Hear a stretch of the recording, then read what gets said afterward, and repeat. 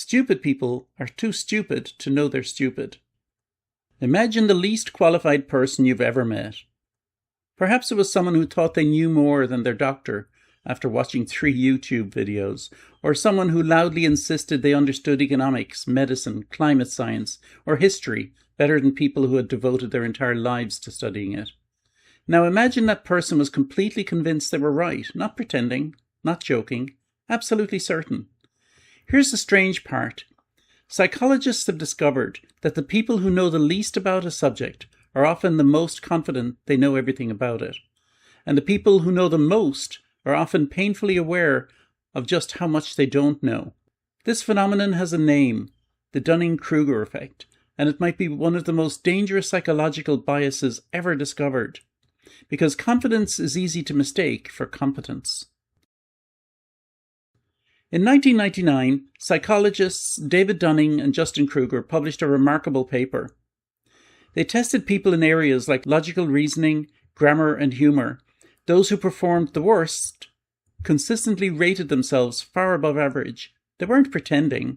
They genuinely believed they were highly competent. The reason was surprisingly simple.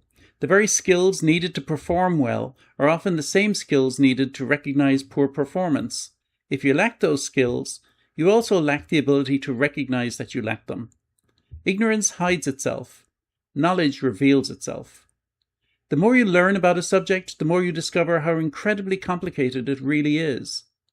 Experts don't become humble because they're weak. They become humble because they finally understand the size of the mountain they're climbing. Perhaps no story illustrates the Dunning-Kruger effect better than MacArthur Wheeler.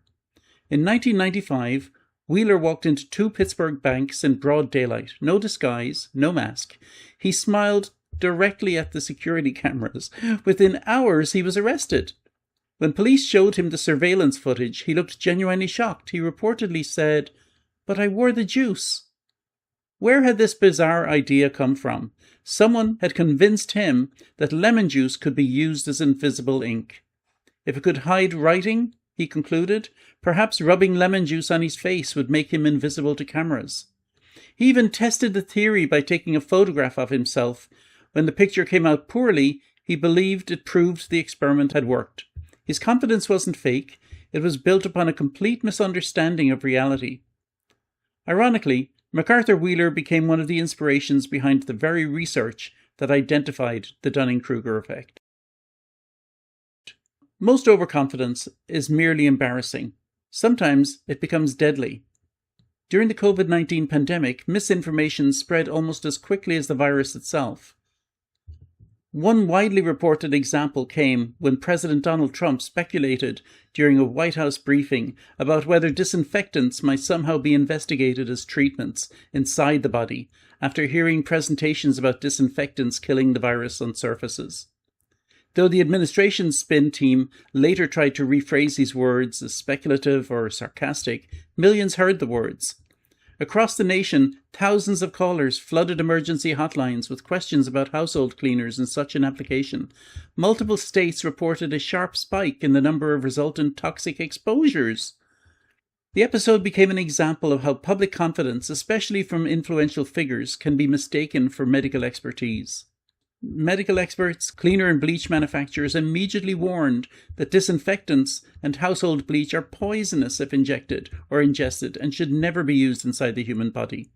Well, when people trust confidence more than evidence, bad decisions can follow. History is full of moments where certainty outweighed knowledge, and certainty is contagious. People often assume that someone who speaks without hesitation must know what they're talking about. But confidence and competence are not the same thing. Elizabeth Holmes became one of Silicon Valley's biggest success stories. Her company, Theranos, claimed it had invented technology capable of performing hundreds of blood tests from a single tiny drop of blood. It promised to revolutionize medicine. Investors poured hundreds of millions of dollars into the company.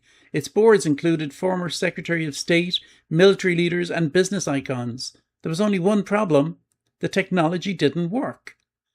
Theranos secretly relied on conventional laboratory equipment while claiming revolutionary breakthroughs. Whether Holmes knowingly deceived others from the outset or convinced herself the technology would eventually catch up to her promises has been fiercely debated. What is clear is that extraordinary confidence helped persuade investors, partners, and the public long before there was reliable scientific evidence to support the claims. The result was one of the largest corporate scandals in modern history. Thousands of patients received unreliable blood test results. Lives were affected. Confidence had once again outrun reality. Human beings evolved to follow certainty. When someone speaks clearly, confidently, without hesitation, our brains naturally assume they know what they're talking about. But reality doesn't work that way. The loudest voice isn't necessarily the wisest. History repeatedly shows that people who admit uncertainty often turn out to be the most trustworthy. Real experts routinely say, "I don't know. We need more evidence. I could be wrong." To some people that sounds weak. In science, it's exactly the opposite. Doubt is not the enemy of knowledge, it's the engine that drives it forward. Albert Einstein once remarked that as our circle of knowledge expands, so too does the circumference of darkness surrounding it. The more we learn, the more we discover how much remains unknown. Leonardo da Vinci filled thousands of notebook pages with observations and questions. He was driven less by certainty than by relentless curiosity. He wanted to understand, not merely to appear knowledgeable. Author Maya Angelou put it simply, do the best you can until you know better. Then when you know better, do better. That sentence captures intellectual humility perfectly. Learning is not about proving you're right, it's about becoming less wrong. The greatest thinkers in history shared one remarkable trait. They never stopped questioning themselves. It's comforting to believe the Dunning-Kruger Effect only applies to other people. The conspiracy theorists, the internet trolls, the loud know-it-alls. But that's missing the point. The real lesson is that every one of us has blind spots. Every one of us has subjects where we know just enough to feel certain, while knowing far less than we imagine. The question isn't whether you've ever been wrong. You have. So have I. The real question is, were you wrong today without even knowing it? If that question makes you uncomfortable, good, because curiosity begins where certainty ends. Perhaps wisdom isn't measured by how much you know. Perhaps it's measured by how willing you are to discover that you don't.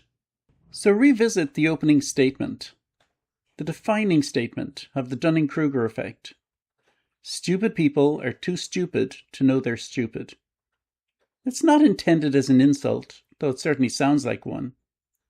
Whether you're a bank robber, a president, or a startup CEO, the message is actually the same.